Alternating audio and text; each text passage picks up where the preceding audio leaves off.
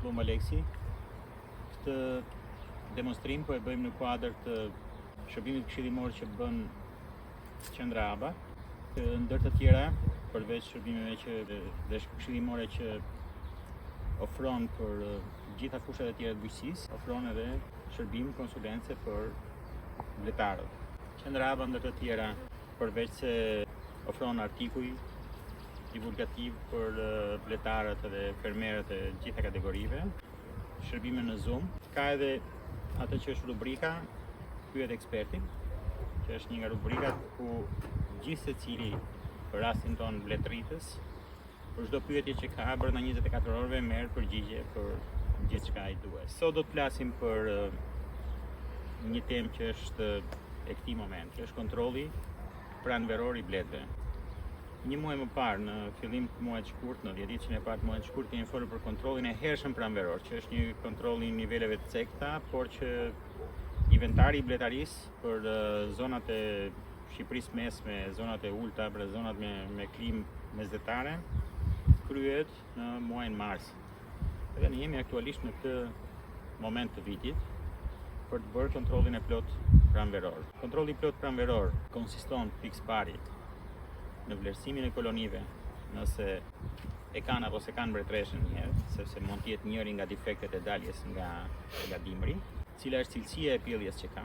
Do të vlerësojmë rezervat ushqimore të kolonisë bletëve, do të vlerësojmë sa është forca e kolonive, praktikisht në këtë dalje nga dimri. Këtu kemi një koloni që është me 9 rrugmiz dhe që po pret që t'i vendosim pojën e fundit, të rastit, dhe ta bëjmë me 10, sepse i ka mbushur, i ka plotësuar gjitha këto. E para që thamë është që do të vlerësojmë rezervën ushqimore, edhe kornizat, po ta shikoni, rezerva ushqimore është ende e mirë në 2 kornizat anësore. Forca në rrugmiz është goxha mirë, sepse flasim për 9 rrugmiz të plota, dhe kjo është një koloni me 7.5 pjellje.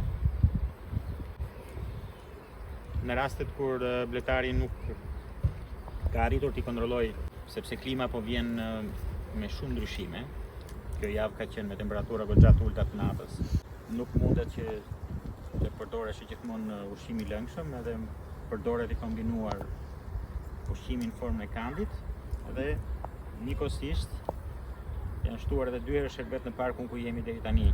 Por ka pasur një ndërprerje të kësaj jave për efekt të temperaturave që kanë qenë shumë të ulta për mos krijuar probleme.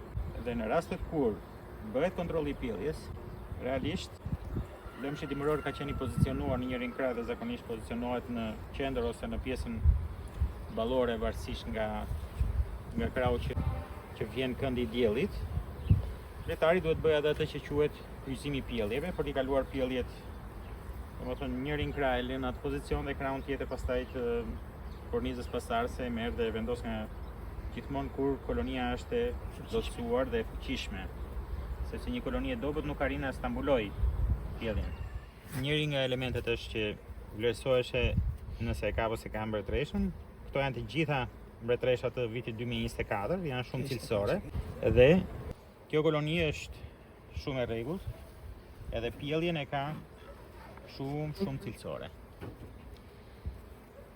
Element tjetër që bletari duhet ketë parasysh është që gjatë vizitave që bën në parkun e bletëve, tash jemi në momentin që po dalin edhe gjeneratat e para të meshkujve, sepse kanë dalë edhe 3 gjenerata me pjellje punëtore deri tani, edhe meshkujt e parë kanë dalë ose janë duke dalë, domethënë në këtë zonë të Shqipërisë, të bëjë një vlerësim nga pamja jashtme sa i përket baratozës, sepse mund të ketë zona ku nuk është ndërprerë pjellja dhe pavarësisht se ka bërë trajtimin me acid oksalik, domethënë duhet, nëse nuk ka qenë i sigurt bletari që pjellja ka qenë 100% zero, domethënë, në momentin që ka bërë trajtimin, do të ketë pritshmëri për të pasur baratozë në një periudhë shumë të hershme. Dhe në këto raste duhet në parë shenjat klinike të jashtme, se mos kemi blet pa krah përpara zgjojit, duhet duke bërë vlerësimin e gjithë gjatë kontrollit që bëjmë për të parë nga jashtë bletët se mos ka ndonjë deformacion, ndonjë problematik tjetër, duke parë përpara zgjojeve, nëse ka bletë që zvarriten, sepse është momenti që merren masat për të bërë si kampionimet për nozemat, po ashtu edhe bashkë me nxitjen, nëse duhet, në zona caktuara të bëhet edhe trajtimi i tyre. Shtojmë edhe kornizën e 10. Është një kornizë që ka kaluar një gjenerat për vitin e shkuar dhe është pothuajse gati, domethënë në këtë moment.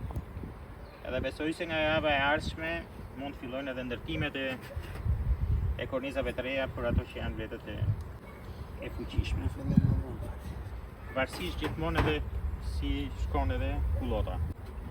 Të gjitha këto element që vlerësohen në çdo zgjua, bletari duhet të mbaj shënime në ditarin e vet, sepse bazuar në këtë ecuri që nga dalja nga dimri, do t'i duhet që t'i shtoj dhe stimulimin, që t'i shtoj edhe numrin e kornizave kur i duhet, bletëve, dhe të bëj edhe trajtimet e duhura të pranverës. Por çdo gjë duhet të jetë e regjistruar. Nëse mama nuk ka pjellë të rregullt, ajo mam planifikohet për të ndruar.